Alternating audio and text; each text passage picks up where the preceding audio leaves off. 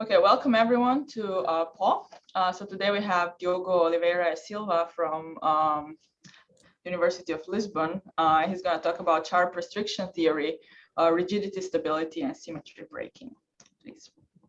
Okay, thank you very much, Polona, for the invitation and the introduction. Great to be speaking here at Paul. So today I'm going to talk about some joint work with Emanuel Carneiro from ICTP Trieste in Italy, and Giuseppe Negro, who's now here in IST in Lisbon. And I'm going to talk about sharp restriction theory and these three concepts, rigidity, stability, and symmetry breaking, which, as far as I know, haven't been properly explored in sharp restriction theory. Before I go into sharp restriction theory, let me motivate the kind of questions we're interested in by focusing on the somewhat simpler, or at least better understood, sharp and sharpened Hausdorff-Young inequality. Okay, so when we have an inequality in harmonic analysis, a bunch of questions are natural to pose.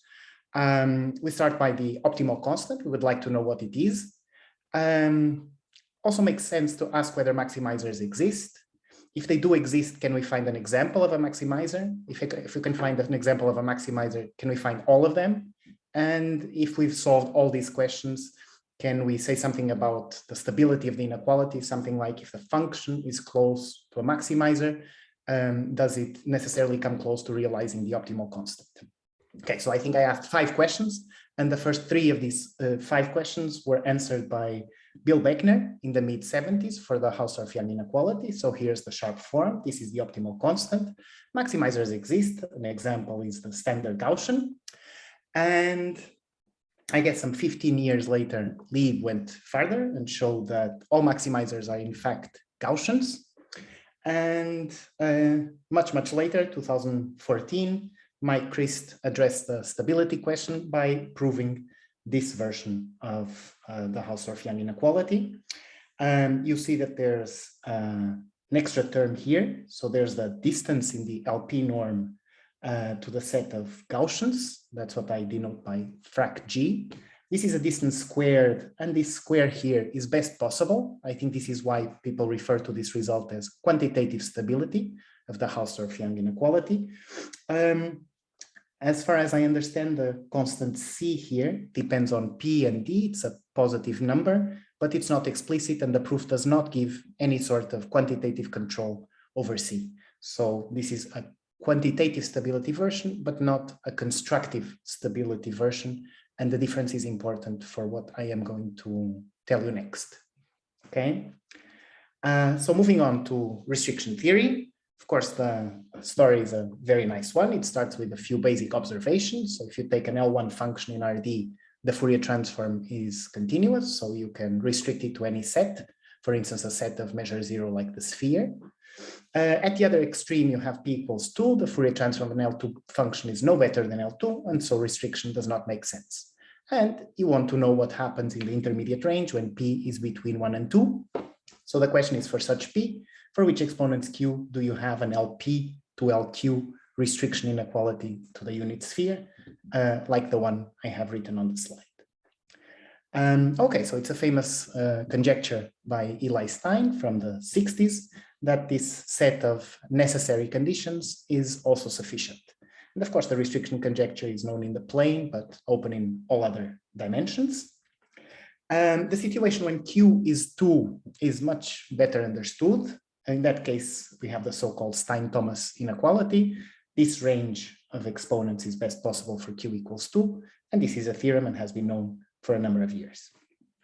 I should say that the unit sphere is not really that special. Curvature plays a role. So if you replace the unit sphere by a smooth, compact hypersurface of non-vanishing Gaussian curvature, you'll have a similar result. And the argument is actually so robust that you can actually replace the sphere by some non-compact hypersurfaces like the paraboloid, even with vanishing Gaussian curvature like the light cone, and you'll still have Stein-Thomas type inequalities, which in these cases correspond to Stricker's estimates for the Schrödinger and the wave equation, respectively. Okay, so all this numerology can be nicely put into a Riesz diagram. Here we have the trivial L1 to L infinity estimate. Not very interesting. Stein-Thomas is much more interesting because already by interpolation and compactness, it implies the estimates in this whole blue region. Of course, the restriction conjecture endpoint is another story. People try to get there by pushing this boundary of known estimates as much as possible, but despite a major partial progress, we're still quite far from that. Okay, so far I haven't told you anything about why non-trivial restriction estimates should hold. One way to look at this thing is not directly in terms of the restriction operator, but in terms of its dual, the so-called extension operator. So little f here is a function on the sphere. F sigma is a measure on the sphere. You take the Fourier transform according to this shaded formula here. And whenever you can compose the extension operator with the restriction operator, you get something that's given by convolution with the Fourier transform of surface measure, and that object sigma hat decays. Why does it decay? Well, it's clearly a radial object, so you just fix a direction and study its behavior along that direction. That's given in terms of an oscillatory integral.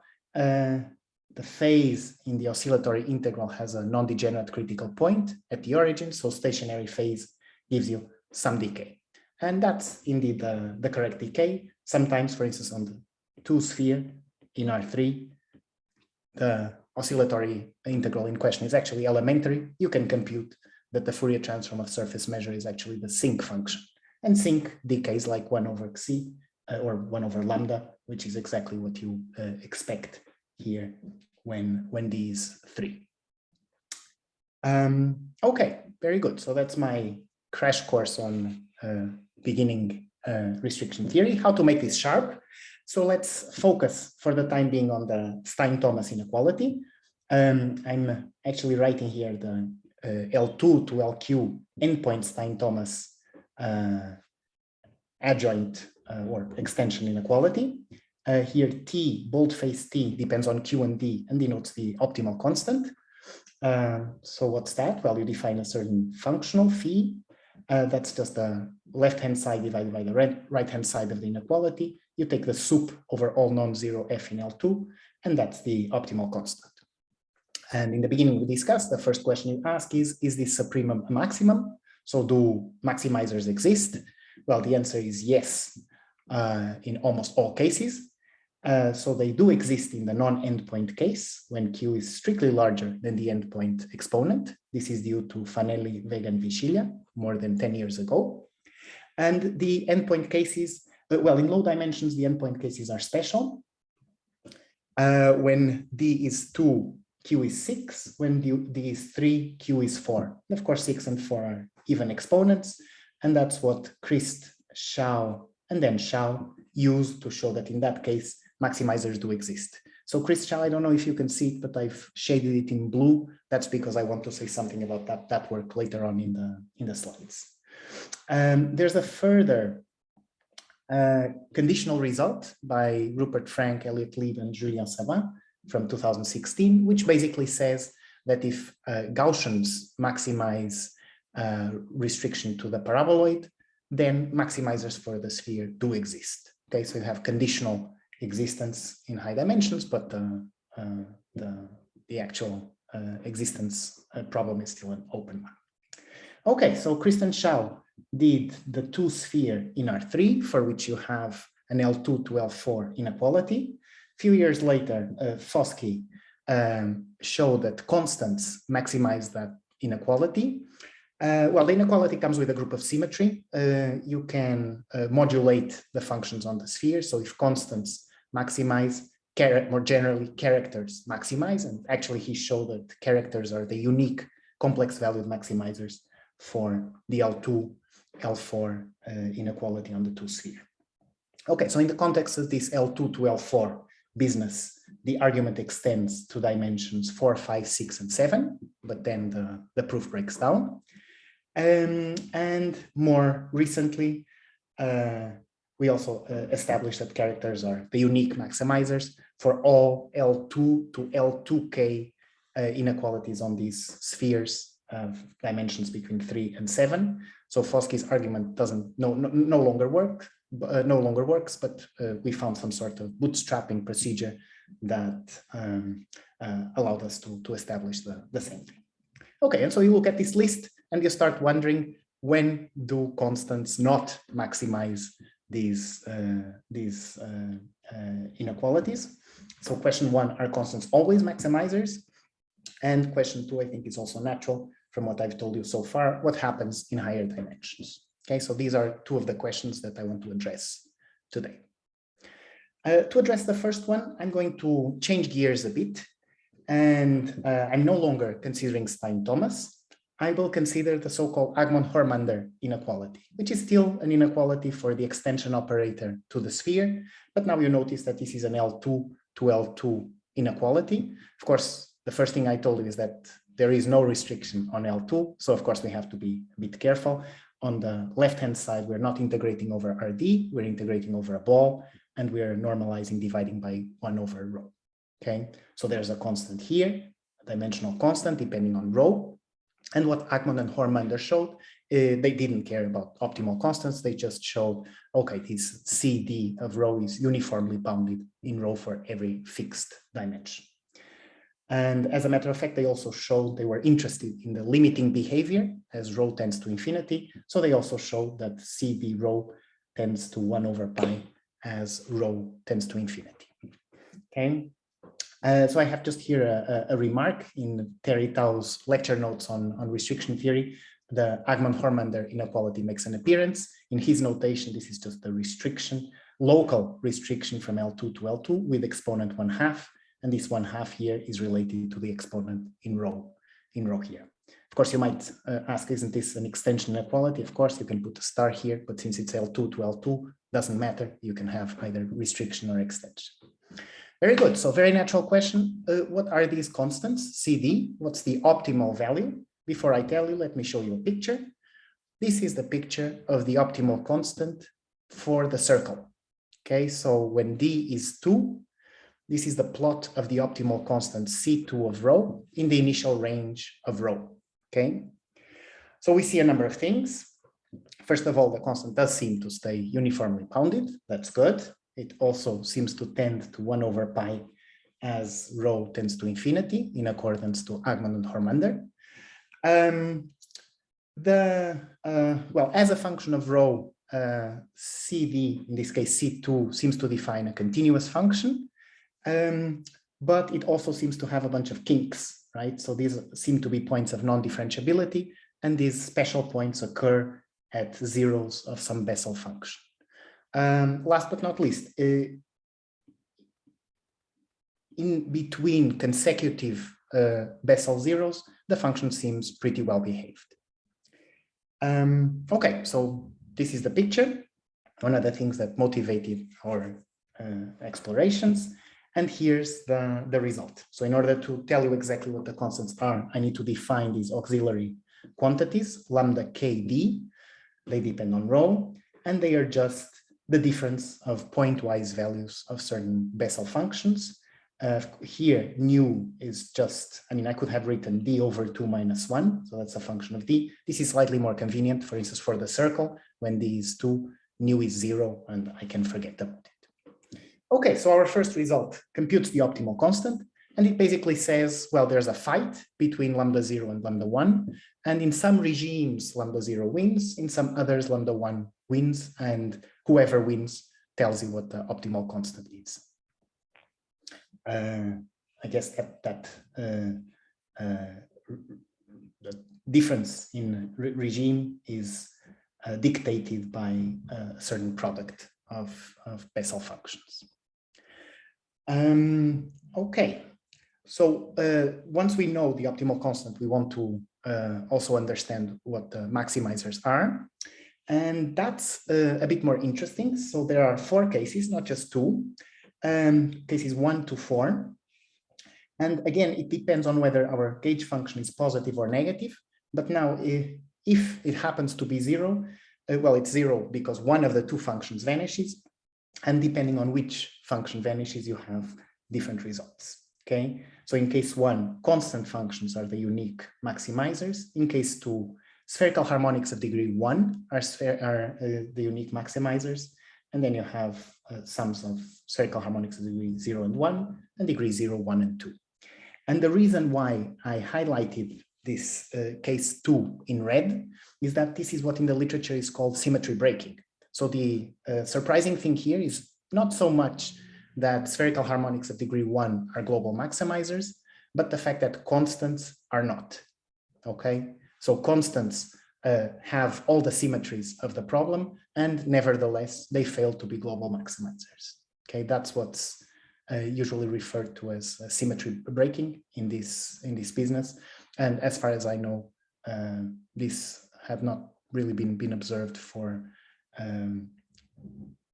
inequalities involving the Fourier extension operator. Okay, so that's a pretty complete answer to the sharp form of Agmon-Hörmander's inequality. Let's try to make it sharper. So for that purpose, let's define the deficit functional, delta of D, which is basically the right-hand side minus the left-hand side of the inequality. Since the inequality holds, we know that this deficit functional is non-negative. Of course, we want to do better. And here's one way to do a better job. So the deficit functional is actually comparable to the distance squared from F to the space of maximizers. So it's a two-sided inequality. Each of them comes with an optimal constant. The inequality on the right, well, the optimal constant is actually the same as the one of the original Agmon-Hörmander's inequality. So that's not so exciting. Much more interesting is the first inequality, which comes with a new optimal constant, S sub D. S stands for stability. So what can we say about this stability constant? Well, first of all, a picture. So this is the plot of the stability constant S2 on the circle, again. And again, we see a bunch of things. So this constant, the stability constant seems to tend to 0 as rho goes to infinity. It almost seems to vanish at the exact same Bessel zeros as before. But if you look closely, there's a jump discontinuity at those Bessel zeros. So the stability constant is always positive. And between consecutive Bessel zeros, at first, the function seems pretty well behaved in this bump and that bump. But then if you zoom in, you start to see some extra kinks. Okay, so there are kinks at, well, between consecutive Bessel zeros. And well, one way to explain that is in terms of the expressions we got for the stability constant. So I'm sorry for this overcrowded slide. I definitely don't want you to read all of it. I'm just going to highlight a few features. So this is the two-sided inequality for the deficit functional that I have from the previous slide. I already mentioned that the right-hand inequality is not so exciting. There's equality there only in the trivial case where F is already a maximizer for the original Agmon-Hörmander inequality. So in that case, the equality would be a boring 0 equals 0. The left-hand side inequality is more interesting. So you have equality there.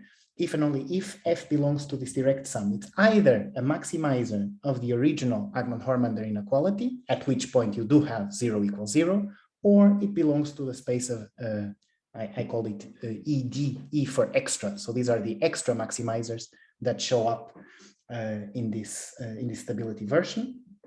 Again, we would like to know what the stability constant SD is and what the corresponding space of extra maximizers is. We have 4 cases. Here's the complete list of what can possibly happen. So you can take a look. I'm just going to highlight the fact that, so case 2 was the special one. That was the symmetry breaking case where constants failed to be maximizers. One might expect, okay, we're looking at the second order inequality. So if constants did not do a great job back then, surely here they are going to show up. Well, they do in 2 of the 3 cases. So there's still a condition that makes constants not even appear as maximizers for the first inequality in this two-sided estimate for the deficit function. Okay, so this is not as dramatic, so I just colored it blue, not red. Very good. So now we have explicit expressions for both the optimal constant and the stability constant, so we can derive these qualitative features that we seem to be observing from the pictures. So here's a loss of regularity corollary. First of all, the optimal constant for the original inequality is not differentiable at each positive Bessel zero, as we observed. It's just that this holds in general dimensions. It defines a Lipschitz function on zero infinity, which is very well behaved, namely real analytic between any two consecutive zeros of our gauge function. The stability constant, well, that has a jump discontinuity at each positive Bessel zero. We also saw that. It defines a piecewise real analytic function between any two consecutive zeros, and that piecewise real analytic function is not real analytic. It fails to be differentiable at each positive zero of yet another function, which is j nu plus 2. Okay, so this the fact that optimal constants fail to be regular has been observed in different contexts. For instance, Bennett, Bez, Flock, and Lee studied this phenomenon for the optimal constants of Braskamp-Leib inequalities. And that loss of regularity there had important consequences, for instance, for decoupling theory. Of course, in our case, we have an L2 to L2 inequality, so we shouldn't be too surprised that we can just solve every single question that we want to ask. I think so of course, similar questions have been investigated before. I like this paper of Bez, Saito, and Sugimoto from 2015, where they sort of sum up the many works that have been done on L2 to L2 inequalities in sharpened form. Okay, so just a few lines about the general idea of all these works. So of course, since you have an L2 left-hand side, it's very tempting to just expand F in spherical harmonics. If you do that, because of orthogonality, immediately you have this expansion where the coefficients are the lambda k's that I defined in the same slide where I told you what the optimal constant was.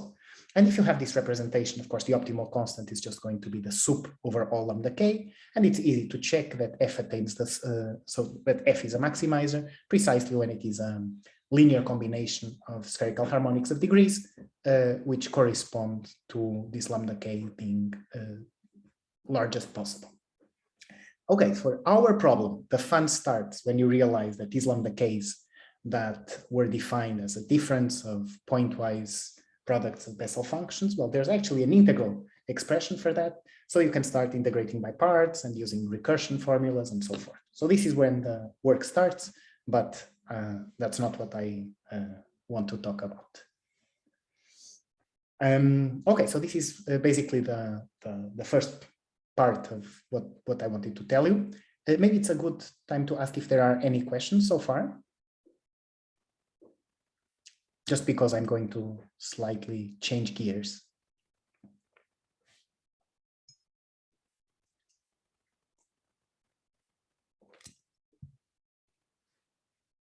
No questions? Okay. All right, so let's go back to L2, L4, extension inequalities. Okay, so we had seen this before. This is the L2, L4 extension inequality on the sphere. I told you that constants and more generally characters are known to be global maximizers for this inequality in dimensions 3 to 7. The first work addressing this inequality when D was 3 had just to do with existence of maximizers, and this was Kristen Shaw. And I'm definitely not going to tell you all that they did. It's a very long paper, but I'm going to show you a picture. Okay, so they're trying to say something about maximizers for an L2 to L4 inequality. So you use Poincaré to remove the hat and rewrite this as a bilinear convolution inequality. This is good for two reasons. Well, first of all, if you're looking for maximizers, you can restrict attention to positive functions. And a further symmetrization argument tells you that you also don't lose generality if you're just looking at antipodally symmetric functions. Okay, so even functions on the sphere. That's what I'm saying here. Symmetrize. Well, if you're looking at positive even functions on the sphere, you might want to consider caps on the sphere and indicator functions on the caps. And this is what this picture is supposed to illustrate. There are two pictures here, right? Left and right. Let me first tell you what the picture on the left is supposed to represent. So here we have our sphere. This is the two sphere in R3. I'm just showing you a slice. I fix a half angle, phi. In this case, phi is 45 degrees, pi over 4. And I consider the cap centered at the North Pole with half angle, pi over 4. I want to consider even functions, so I symmetrize it. I consider that cap union minus itself. Well, I take the indicator function of that symmetrized cap, and I want to convolve it with itself. First question, where is the convolution supported? Well, the convolution is supported in the blue shaded region, right? There are three connected components. There's a plus contribution, a minus contribution, and a more interesting, even fun, plus minus contribution. Okay. All right, so that's the picture on the left. On the right, what do we have? Well, the same way as we're considering caps of half angle pi over 4, I could consider arbitrary half angles. I can let the half angle vary between 0 and 90 degrees. For each of these caps, I can try to compute the functional, right? And that's what the blue curve here is doing, okay? So it just so happens that if the half angle is small enough, and small means less, oops, oh, sorry, this was not what I wanted. Okay, we're back. So what was I saying? Right, if the half angle is small enough, and small enough means at most the arc cosine of 1 over 3, this is approximately 70 degrees, then you can test the functional with either a cap or a symmetrized cap, and you always get the same factor, okay? So the ratio of the two functionals equals 3/2 if the angle is small enough. For larger values of the angle, so for angles between roughly 70 degrees and 90 degrees, that's no longer true, and the symmetrized cap does a much better job. So that's the behavior of this red line here. And of course, you can ask what happens, why is this arc cosine of 1/3 special?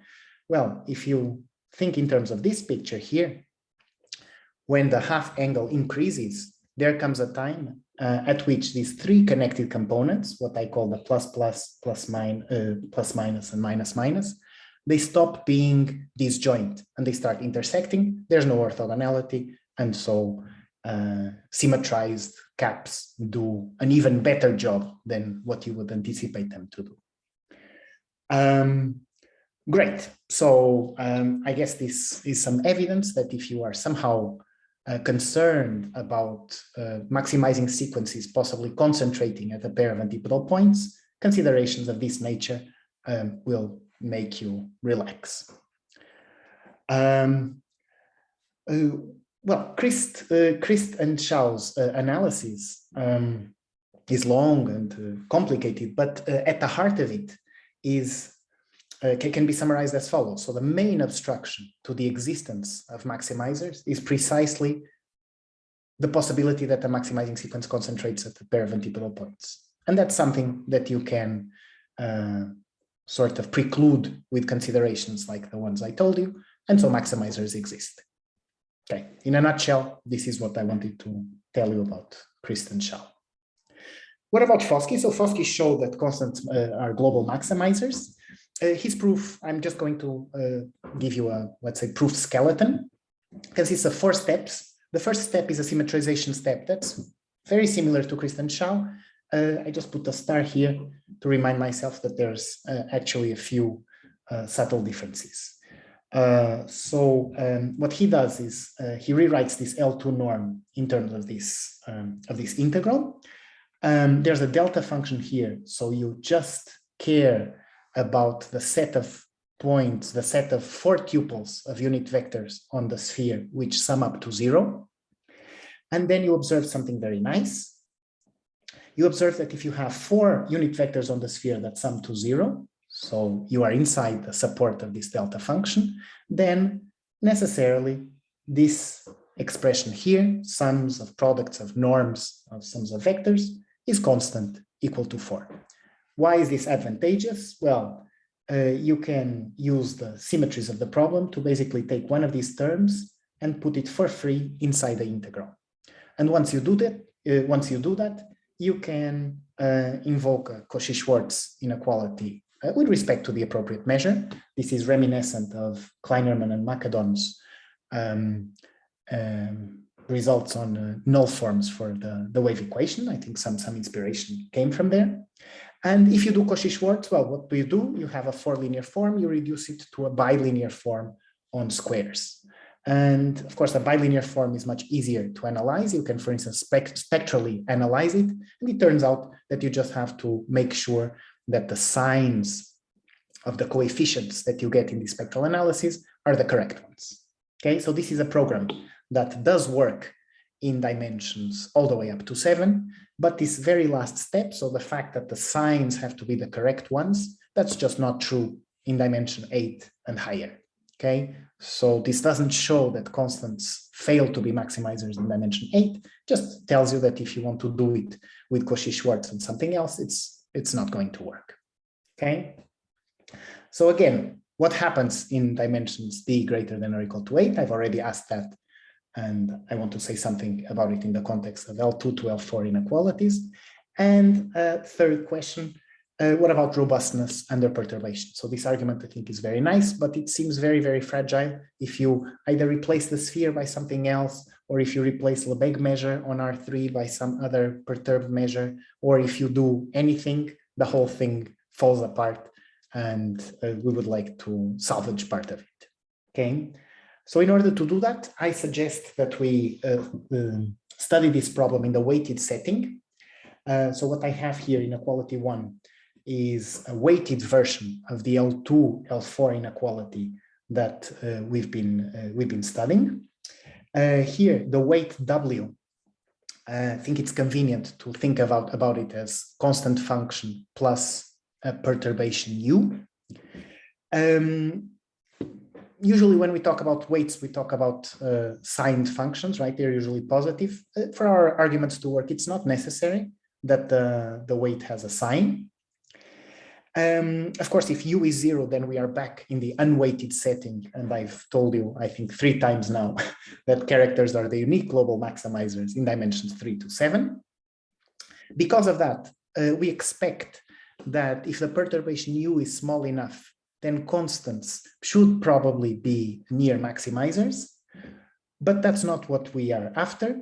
What we would like to obtain is some sort of rigidity result, something like a natural set of assumptions on the perturbation U, which force constant functions to still maximize our inequality.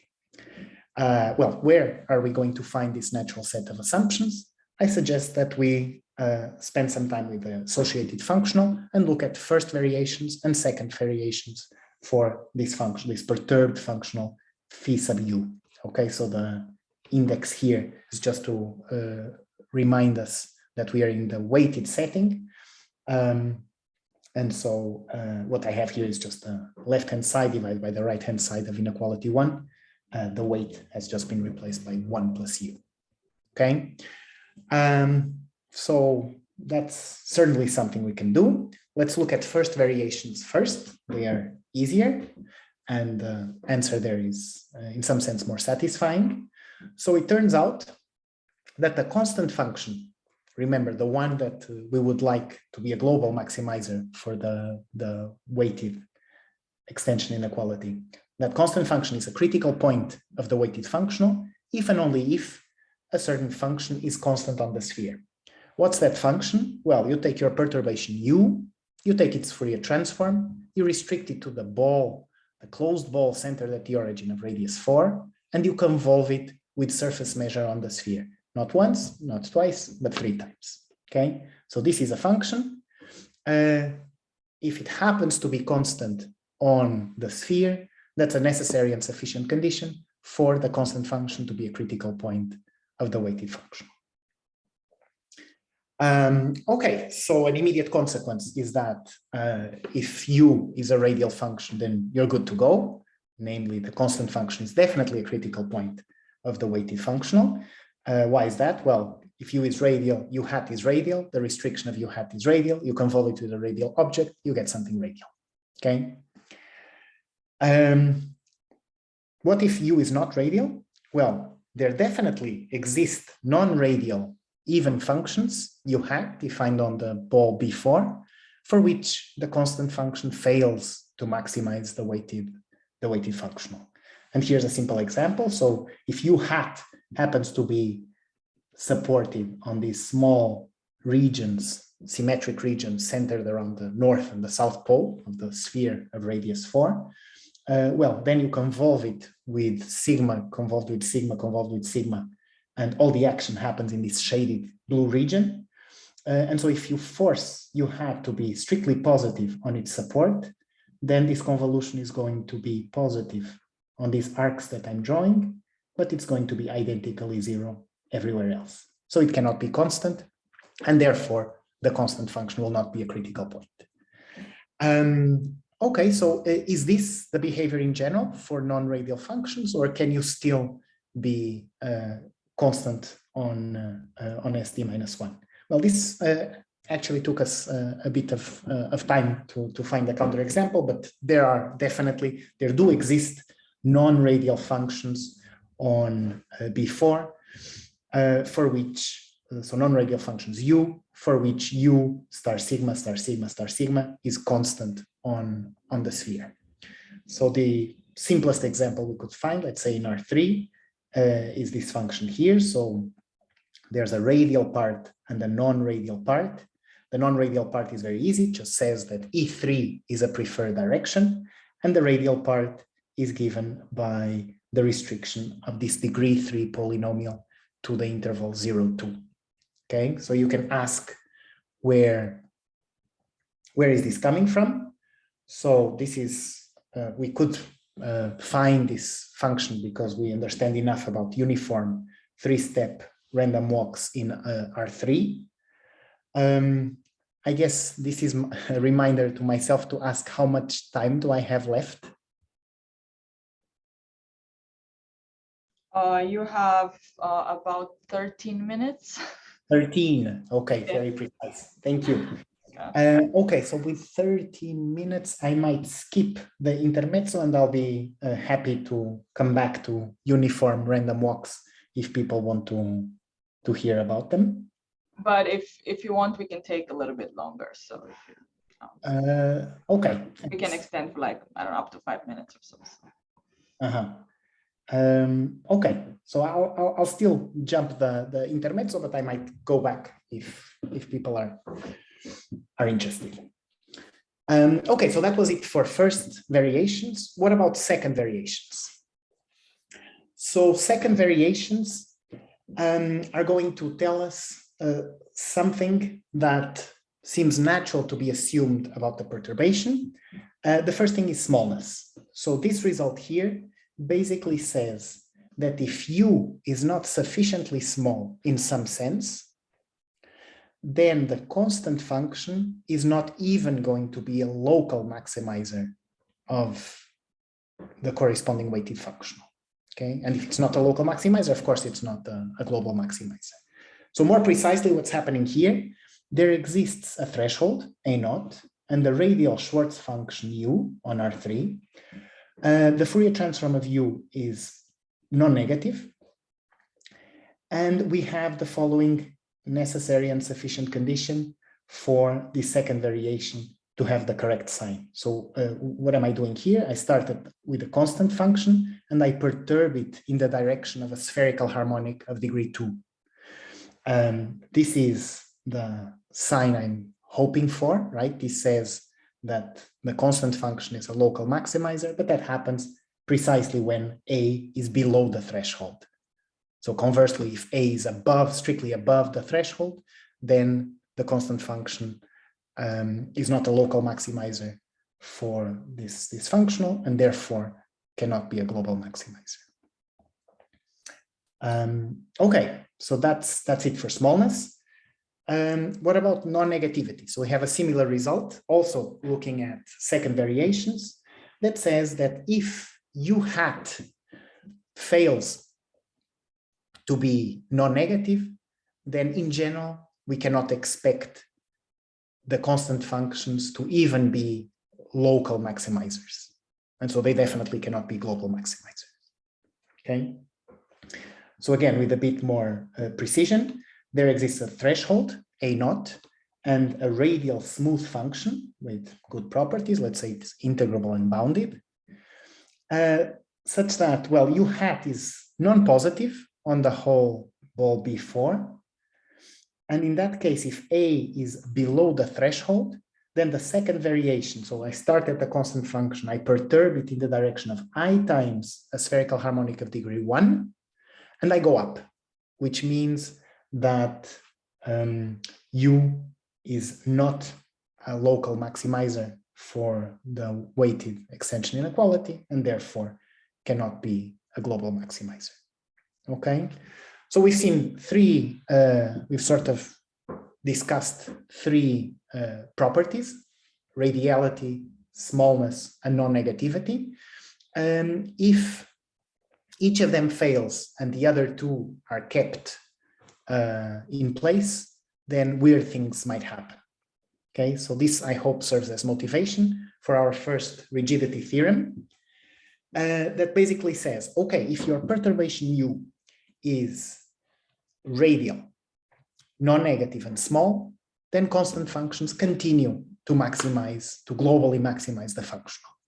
Okay, of course, radial, non-negative, and small need to be, I need to say exactly what I mean by this. So of course, U hat being radial is the same as U being radial, but the non-negativity is on U hat, and smallness is in terms, at least in this version of the rigidity theorem, is in terms of an analytic. So I'm assuming that U hat restricted to B4 admits an analytic continuation to an open disk, dr of some radius larger than 4. Okay. In that case, there exists a constant depending on R, such that, well, if the maximum of this analytic continuation is bounded by A RD, that's what I mean by U is sufficiently small, then constant functions maximize the functional.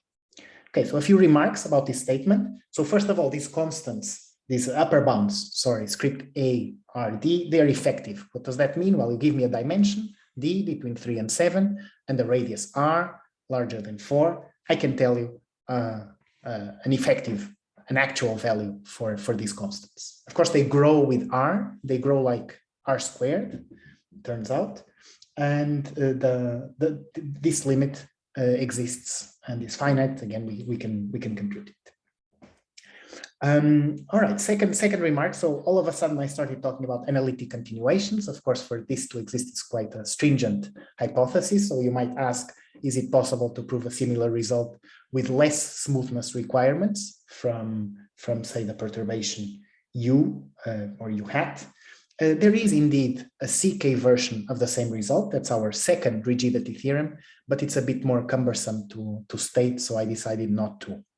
But just for as an example, for instance, if you were working on R3, it would be enough to assume some C3 bounds on the perturbations for, well, that would be the smallness condition, coupled with radiality and non-negativity. You could still conclude that constant functions maximize the functional. I'm saying that constant functions maximize the functional. I'm not saying anything about uniqueness. As a matter of fact, they are unique. So contrary to the unweighted setting, as soon as U hat is non-zero on a small portion of B4, then constants are the unique complex valued maximizers. Okay, so this is a difference to the unweighted setting. The moment U hat is non-zero on a small portion of B4, then you destroy the modulation / translation invariance of the problem, and you cannot expect general characters to be maximizers. Okay, only constants to do the job. All right, so a few words about the proof. The proof skeleton still has four steps, but a couple of them have to be severely modified. So we start with the symmetrization argument. That's pretty much the same. It just uses the fact that our perturbation is non-negative in Fourier space. And with that, we conclude that maximizers are still positive and even. The magic identity falls apart completely, right? So in the weighted setting, if you try to do the same thing, you're no longer in a region. So your integrals no longer take place over the region where 4 unit vectors sum to 0. Okay, so the pointwise magic identity that was so useful back then seems not to do the job here. So we take a different approach and observe that f sigma hat, call it u, this is a real valued function if and only if f is even and satisfies the Helmholtz equation. Okay, so u plus Laplace u equals 0. Because of that, we can sort of rederive the integral version of Foskey's identity, not the pointwise version, but the integral version, which is what was important for the proof, in general dimensions and for general degrees of multilinearity. So what do? You start by integrating u to the 2n over rd. You use the fact that u satisfies Helmholtz, so one copy of u is replaced by minus Laplace of u. You integrate by parts, and you recognize what you obtain as the square of the gradient of u to the n. Okay, so if you redo this in the special case when n is 2 and d is 4, then you obtain what was needed in Foskey's argument. But of course, this is more general. And this is also compatible, well fit to the weighted setting.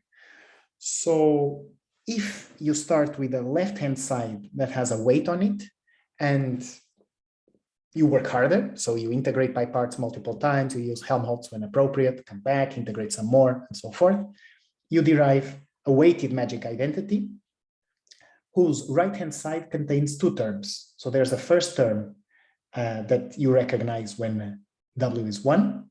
Well, if w is 1, then the Laplacian of w is 0. So the second term is not there. So you recover what you had from before.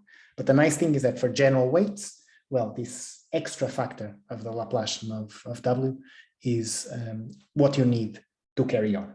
Okay. So this is the weighted magic identity via Helmholtz and integration by parts. Once you have it, you can perform a similar Cauchy-Schwarz inequality with respect to the appropriate measure, even in terms of the weight and its Laplacian. This uses, by the way, the radiality assumption on the perturbation. And finally, you do a spectral analysis with an important difference. So before I told you only the signs of the coefficients arising from the spectral analysis matter. Now it's not just the size, but not just the sign, but also the size. And this is where the smallness assumption on our perturbation plays a role. Okay. So you put all of this together and you get the result. I would like to finish by telling you 2 consequences that our methods, not the results, but the methods have in R8, okay, in 1 dimension higher, where constants are not known to maximize the L2, L4 extension inequality. Okay, and so this is a recent observation. What do we have? We have an inequality on S7, on R8, with an extra term on the left-hand side. Of course, if A was 0, then we would derive a sharp inequality for the original L2, L4 problem. Fortunately, there's a threshold for A. So if A is larger than that threshold, then we do get a sharp inequality with optimal constant given by what it is, it's explicit, and equality precisely when F is constant. Okay, so you might be wondering where is this coming from? I don't see any weights here. Well, the key to this result is actually sharp weighted inequality on R8 with respect to weight, which in Fourier space is a quadratic polynomial. Okay, so you deal with a particular case where U hat is A minus big C squared, and A and B, well, this is a weight on the 4 ball, and A and B satisfy some constraints. So A is at least 16 times B, so that this weight is non-negative on B4, and B is strictly larger than a certain threshold. Okay, so in that case, constants are the unique complex value maximizers of the corresponding weighted functional. And if you put this together with the methods used to prove the first rigidity theorem, together they yield this result in R8. Of course, that's not the end of the story. The L2 to L4 extension inequality on S7 remains open, but I guess that's the end of my talk. So thank you. Thank you very much, Diogo, for this nice talk. Are there any questions?